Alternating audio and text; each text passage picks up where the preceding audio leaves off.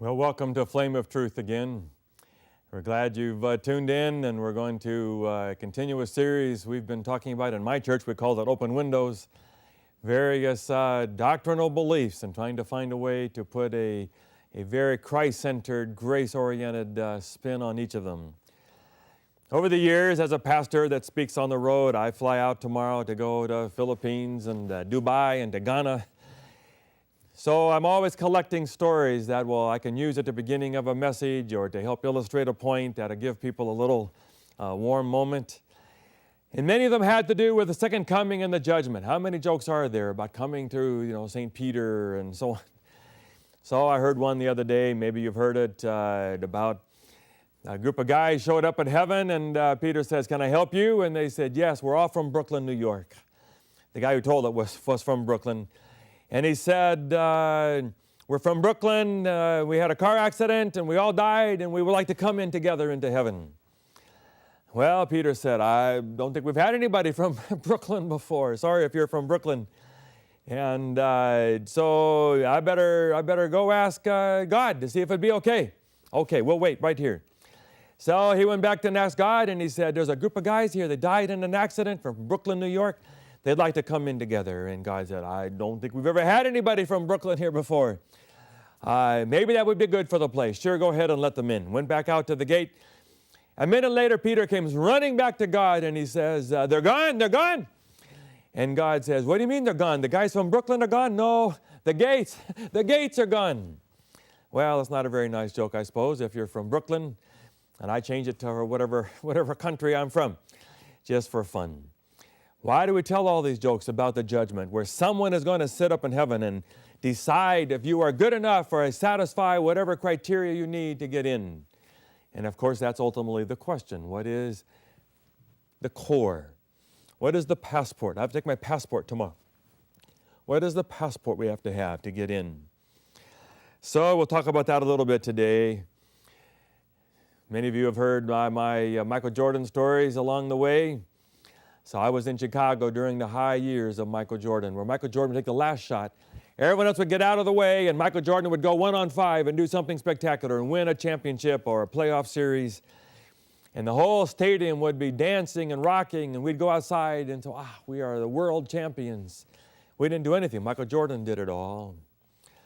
And the Bible has that sort of a cosmic salvation history theme, is that everything in salvation boiled down to this one drama, mano a mano, between Christ and Satan. It's like David and Goliath. And Goliath said, "If you win, we will be your slaves. But if I win, you have to be our slaves." Everybody on both sides was in their trenches watching to see the battle, like Clint Eastwood and John Wayne kinds of movies, where there's a final moment where everyone else is hiding behind wagons and behind walls, and they're waiting to see if the good guy wins, the village will be safe. If the bad guy wins, then the whole place will go crazy.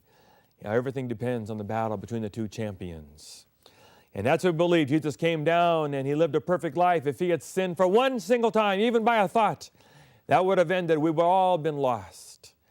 But when he won the victory over Satan, he was undefeated. He never sinned a single time. 33 years. Goes all the way to the cross. Even though he was tempted to let it go, as we talked about on Easter recently, he was tempted in the garden to say, "God, take it away from me. I don't want to do this." He stayed, "Not thy will, not my will, but thine be done." And he dies on the cross. Then he rises from the grave. They had the Roman guard, they had the stone, and they rolled it all away, and the Roman guard was knocked down. I saw it again this Saturday. We had a whole old movie from the 20s. The greatest story ever told, the great gospel by Cecil B. DeMille. And then we had live organ. Incredible to see that stone rolled away and all the earthquake and everything. Incredible to see it on a movie 80 years old. And Jesus comes out and he says in Revelation 1, "Do not be afraid. I am the first and the last. I'm the living one. I was dead, and behold, I'm alive forever and ever. And I hold the keys of death and hell." Jesus said, "I am the one. I am the way, the truth, and the life," John 14. "No man comes to the Father except through me." He says, "I am the one. I am the way. There's no other way to get to him." Romans 5:19, "By one man's sin and death entered the whole world, but by one man's life came to everybody." Christ is the champion. He's the all-star and wins for everybody. I've told the parable before, just to refer to it quickly. A group of us were playing basketball down at the beach, Venice Beach. We joined a game against another team, playing by ones. When we quickly realized we're getting killed. We're down 9-0. We call timeout, we ask for help. Next to us is all of a sudden a big tall player, 6'6", with a shaved head. He says, would like me to play with you? Yes. And we begin to play with Michael Jordan on our side. What will we do? We pass the ball to him. Let him shoot. Let him do it. He makes every shot. He blocks all of their shots. That's what Jesus can do. Come down to the end of the game. We're just getting out of the way and cheering him, passing the ball to him, and he does it all. Come down to the end of the game. He makes the last shot. They're mad. They're scraping and biting and all that. But he's got blood pouring out from everywhere. It doesn't matter. He still wins the game. When he wins the game, we carry him all over the court. We win. But he was the reason we won. When he wins, we all win. And so that's the gospel. And the whole beach was there ringing around the court. And they all said, we've never seen anyone play like that. Even the losing team bowed their caps and they said, he's the best there ever was. Christ is the champion. He was the all-star. He came down and won the battle against Satan. And when he wins, we all win. That's all you have to do if you have Jesus. The Bible says, he who has the Son has life, 1 John 5, verse 12. So one question, he won the battle, you have him, you're a fan of Jesus, you're with him like we were in Chicago. We were fans of Michael Jordan and the Bulls. When he won, we were all world champions. When Christ wins, if you're a fan of Christ, then you win. And it's all you need to pass through the judgment and go past the gate of St. Peter's. Well, we have a dozen questions that people have asked me over the years. Let's see how quick we can go through these questions. I come from the Seventh-day Adventist Church. Wherever you come from, why are we Adventists? Means second coming. Why do you believe in a second coming? Jesus, they talked about him in Luke 24, verse 50. When he had led them out to the vicinity of Bethany, he lifted up his hands and blessed them. While he was blessing them, he left them and was taken up into heaven. Then they worshiped him and returned to Jerusalem with great joy. And I read that the first time. I had to preach through the Gospel of Luke and came down to the last week. What is he talking about? How could they have pinned all their hopes on Jesus and now he's gone, all their hopes are dashed, and he flies away back to heaven? How could they come down the mountain with great joy? I was just there a few weeks ago at Calvary and at the Garden of Gethsemane on the Mount of Olives. Incredible to look out over Jerusalem. And Jesus left and he says, I'll come back. How could they say with great joy? Well, I began to think about it. Number one, I suppose it could be that he promised the Holy Spirit. He says, I will send you the Holy Spirit. And so we believe that when Christ left, he sent back something that was even better, because Christ can only be with us one-on-one. The Holy Spirit can be inside of each of us all over the world all the time. And so we have Christ with us still through the Holy Spirit. Maybe that's why they had great joy, because they still had Christ through the Holy Spirit. Or maybe it's because when he promised, the angels came down and they said, this same Jesus whom you've seen taken away will come back in like manner as you've seen him taken from you, with clouds and with angels. So there was the promise he was going to come back. They thought he would come right back soon, in their lifetime, maybe a few weeks or months or years. Never imagined 2,000 years. Maybe that's why they had great joy. He's coming back. He's coming back. But you know what I think why they really came down with great joy? They had just been fishing and doing whatever they were doing when someone come along and said, come follow me. And they had had the greatest adventure of their lives. They were with Jesus. Jesus is not just God. He is the most incredible being. Children ran to be with him. People would walk for miles to be with him all day long, go without food. It says they were amazed every time. No one's ever talked like this before. Jesus. But they weren't just part of the crowd. They were part of the group, got to be with him 24/7. They were with him all the time. And then when they died, they thought it was over. They got 40 more days to be with him again without having to share him with the crowds, just being by the Sea of Galilee. I was there at the beach, they say, was where this all was, by the Sea of Galilee. Jesus, the most incredible being.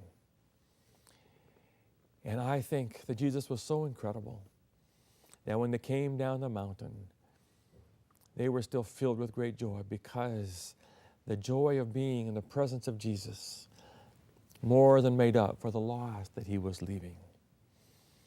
That's why we are Adventists. Because we know someday we're going to go to heaven and we're going to see Jesus face to face. I was in a small group one time where one of the ladies happened to be from, I think, the Catholic Church or somewhere. And she said, but she was kind of searching for a new relationship with God. But she said, you Adventists are too focused on the second coming.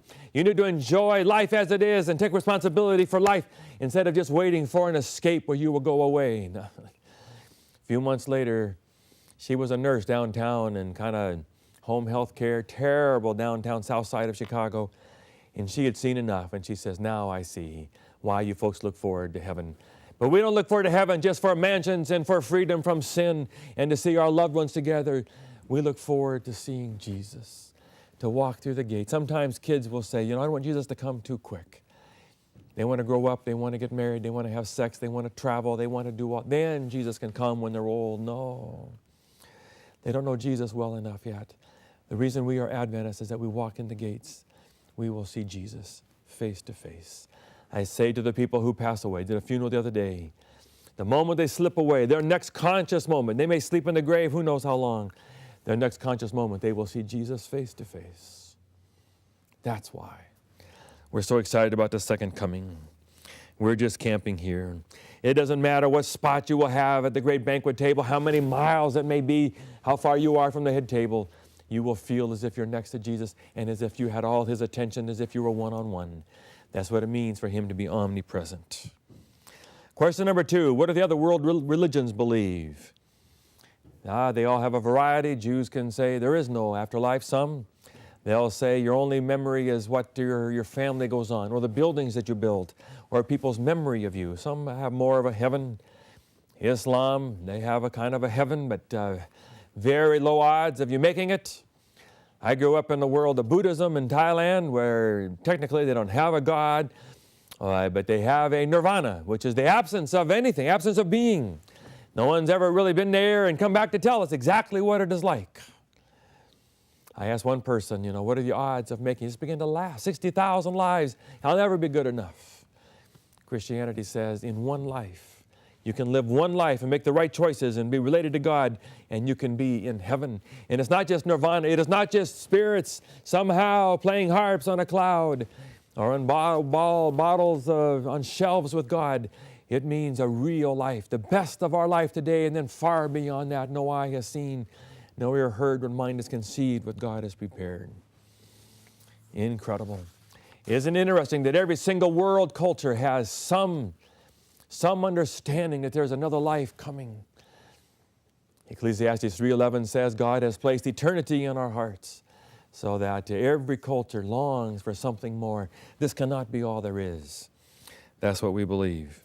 Number 3, is it wrong or selfish to want to go to heaven for some of the more material and sensual blessings that God has promised? There are some who say that isn't right, to want to go to heaven for the mansions or for flying all over or to be able to study or to be free from pain or stress.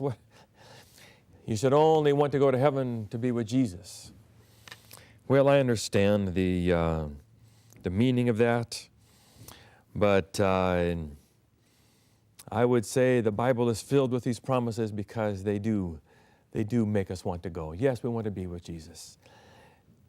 But there's a reward. Jesus says in Revelation 22:12, behold, I'm coming soon and my reward is with me. Many verses on reward in the Bible.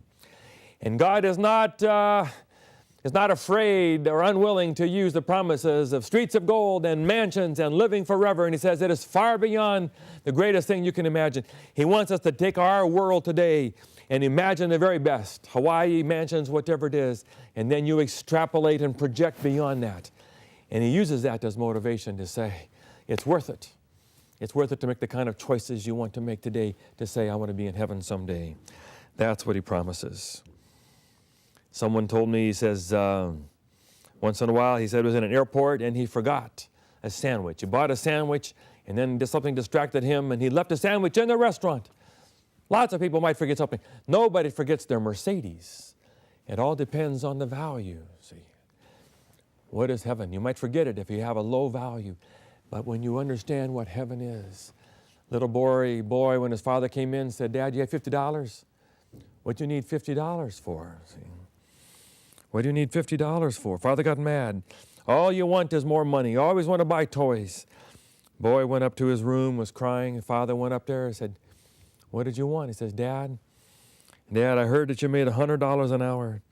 And so I wanted to buy an hour. I had $50. I wanted to borrow $50 so I could buy 1 hour of your time, Dad.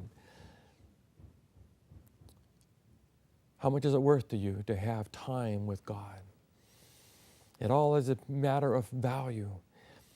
And if you understand what heaven is it can be far beyond anything we could ever have here. There's no party on earth here that is worth missing out on that party in heaven.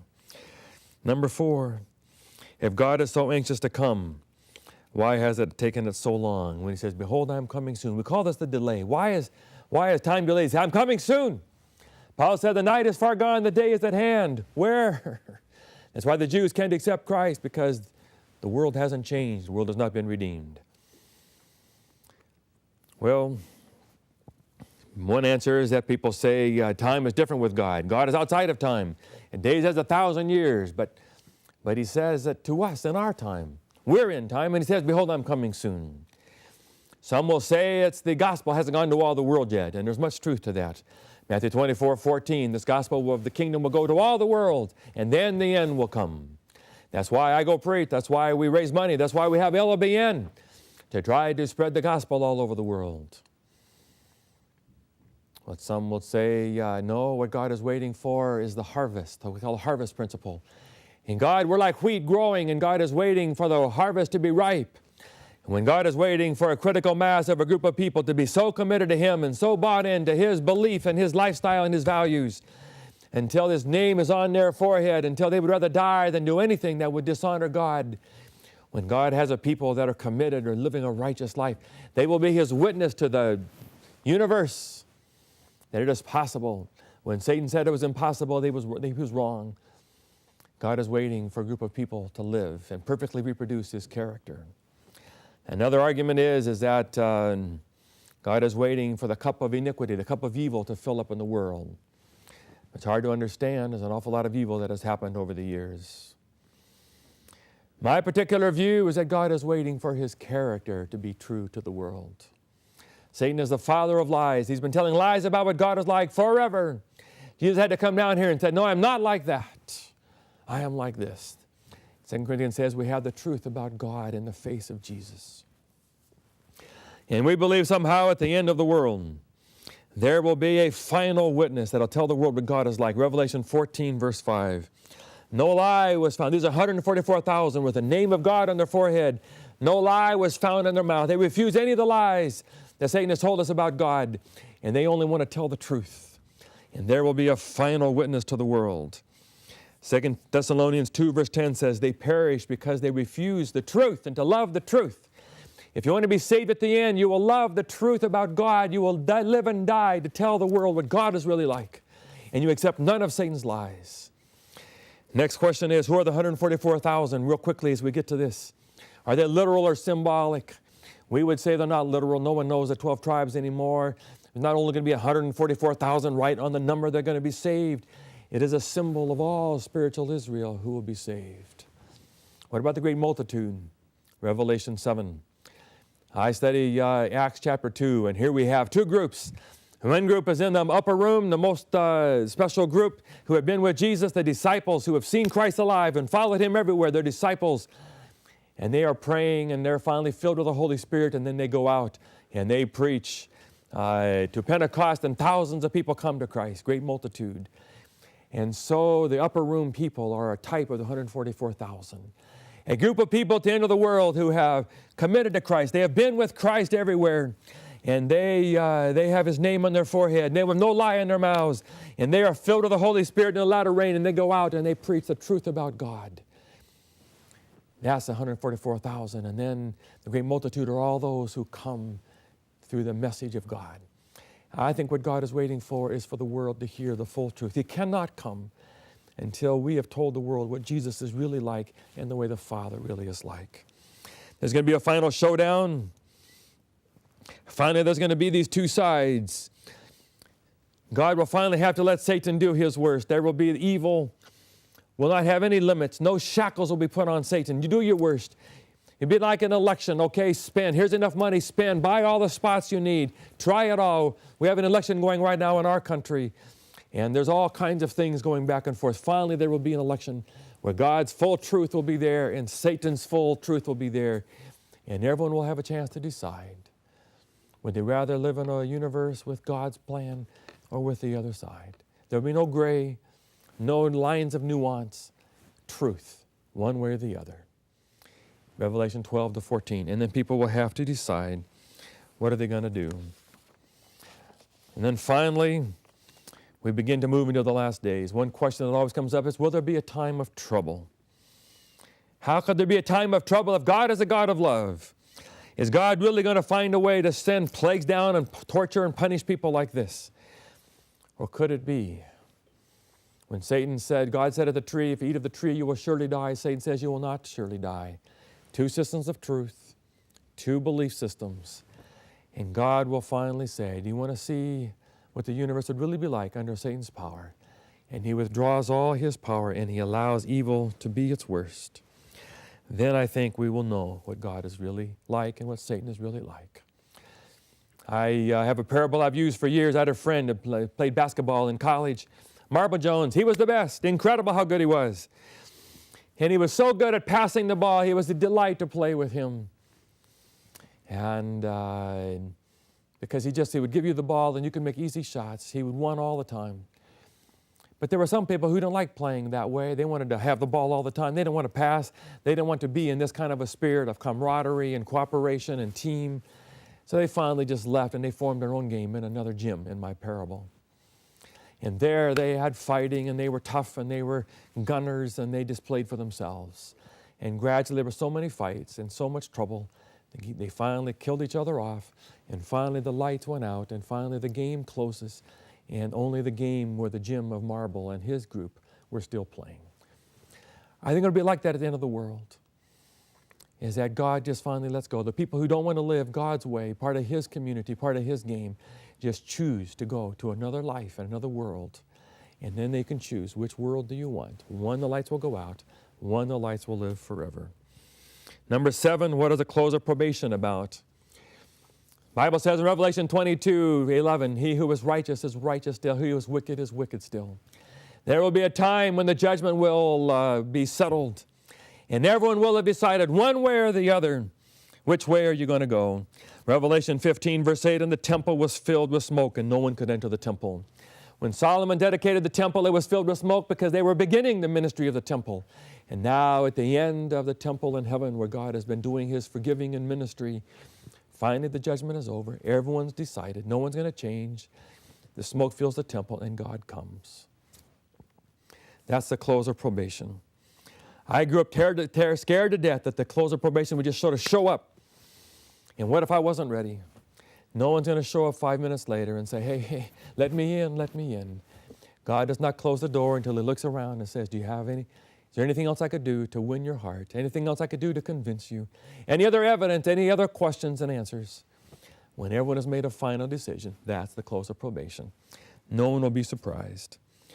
When will the remnant church be formed?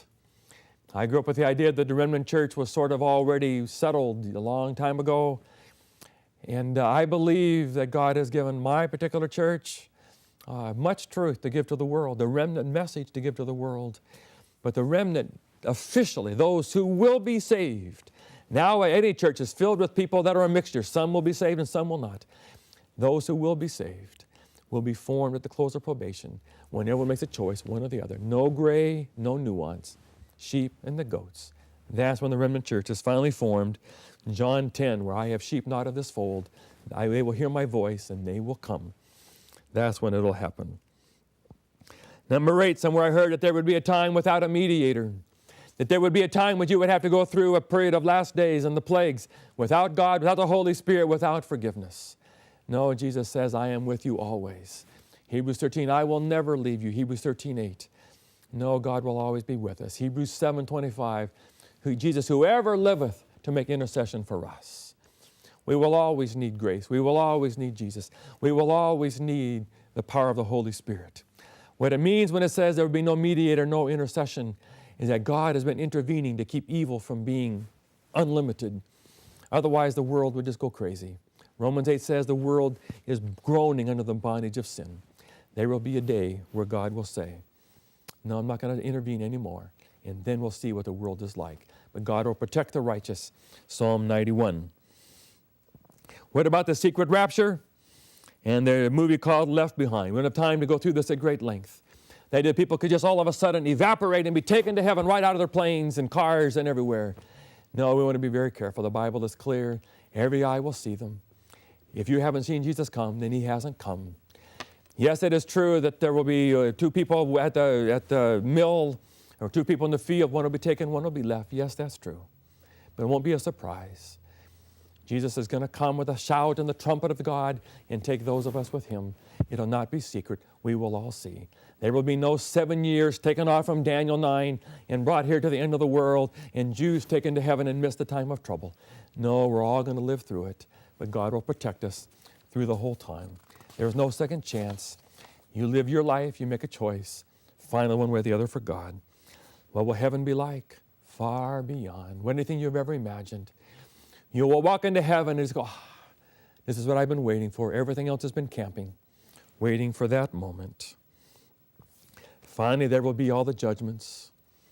Every question will be answered. The judgment of the millennial 1,000 years, and finally the great white throne judgment with a great video where God shows all the moments of salvation history, the cross. And now we had Easter, and we will see the movie as if we were there. And everyone will bow and choose and say, God, you were right. The whole universe will be bowing to worship God. That'll be the final moment of the great controversy. And when the wicked are finally dead, they will die knowing that God was right. And every righteous person will bow and worship God forever, free because he's God of love. That's the gospel.